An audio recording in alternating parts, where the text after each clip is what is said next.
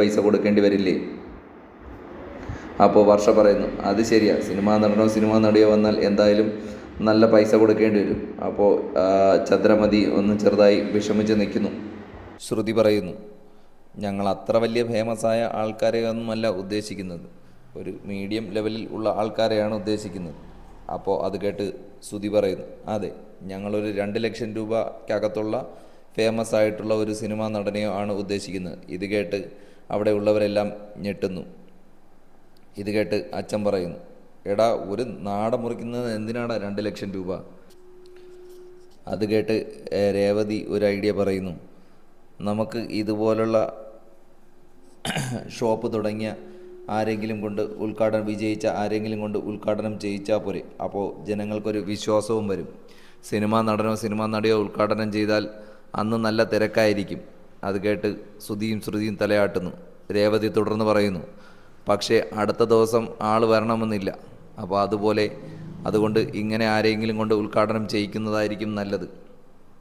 അപ്പോൾ ഇത് കേട്ട് ശ്രുതി പറയുന്നു, രേവതി, നീ തുടങ്ങിയ പോലുള്ള ചെറിയ പൂക്കടയല്ല ഞങ്ങൾ തുടങ്ങുന്നത് വലിയ ബിസിനസ്സാണ്. രേവതിയെ ഒന്ന് കളിയാക്കി പറയുന്നു. അപ്പോൾ അതുകൊണ്ട് ഇതുപോലുള്ള ഷോപ്പ് തുടങ്ങുമ്പോൾ അങ്ങനെയുള്ള ആൾക്കാർ പാര വയ്ക്കാനേ നോക്കൂ, അല്ലാതെ അവർ വന്ന് ഉദ്ഘാടനം ചെയ്ത് ഞങ്ങൾക്ക് നല്ലത് വരണേ എന്ന് വിചാരിക്കില്ല. ഇത് കേട്ട് അച്ഛൻ പറയുന്നു, ശ്രുതി, അതെന്തിനാ ഒരു ഉദ്ഘാടനത്തിന് മാത്രം 2 ലക്ഷം രൂപ കൊടുത്ത് ആ പൈസ കളയുന്നേ? ആ പൈസ കൂടി നിങ്ങൾ ബിസിനസ്സിൽ മുടക്ക്, നല്ലതുപോലെ ബിസിനസ് ചെയ്യും. അപ്പോൾ നിങ്ങൾ കടയിൽ വരുന്ന ആൾക്കാരെ അറിയിക്കും. അപ്പോൾ അങ്ങനെ കൂടുതൽ ബിസിനസ് കൂടും. അപ്പോൾ ഇത് കേട്ട ശ്രീകാന്തും പറയുന്നു, അതെ, ചില കടകൾക്കൊന്നും വലിയ പരസ്യം കാണില്ല, പക്ഷേ അവിടെ നല്ല കച്ചവടമായിരിക്കും. കാരണം അവിടുത്തെ സർവീസും അവിടുത്തെ പെരുമാറ്റവും എല്ലാം നല്ലതായിരിക്കും. ഇത് കേട്ട് ശ്രുതി പറയുന്നു, അതല്ല അച്ഛാ, ഇങ്ങനെയുള്ള ഏതെങ്കിലും സെലിബ്രിറ്റി ഉദ്ഘാടനം ചെയ്താൽ കടയ്ക്ക് നല്ല പബ്ലിസിറ്റി കിട്ടും. അത് നമ്മൾ വേറെ പബ്ലിസിറ്റി ഒന്നും ആവശ്യമില്ല. അപ്പോൾ അച്ഛൻ കുറച്ച് കടുപ്പിച്ച് പറയുന്നു, എടാ, നിന്നോട് ഞാൻ പറഞ്ഞില്ലേ, ഇങ്ങനെയുള്ള പൈസ അതിന് വെറുതെ കളയാതെ നീ നല്ല സാധനങ്ങൾ കൊടുക്കുക. അപ്പോൾ നിന്നെ കടയിൽ നിന്ന് മേടിക്കുന്ന ആൾക്കാരും വീണ്ടും പല ആൾക്കാരുടെ അടുത്ത് പറയും, അങ്ങനെ ബിസിനസ് കൂടും. അപ്പോൾ സച്ചി പറയുന്നു, ഇതൊന്നും പറഞ്ഞാൽ മനസ്സിലാവില്ല അച്ഛാ.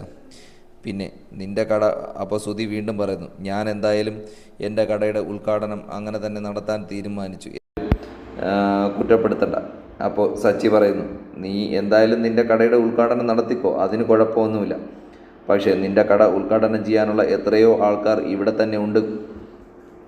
അപ്പോൾ ശ്രുതി അതാരാണെന്നുള്ള രീതിയിൽ വീട്ടിൽ ചുറ്റും നോക്കുന്നു. അപ്പോൾ സച്ചി തുടർന്ന് പറയുന്നു, നിനക്ക് വേണമെങ്കിൽ നമ്മൾ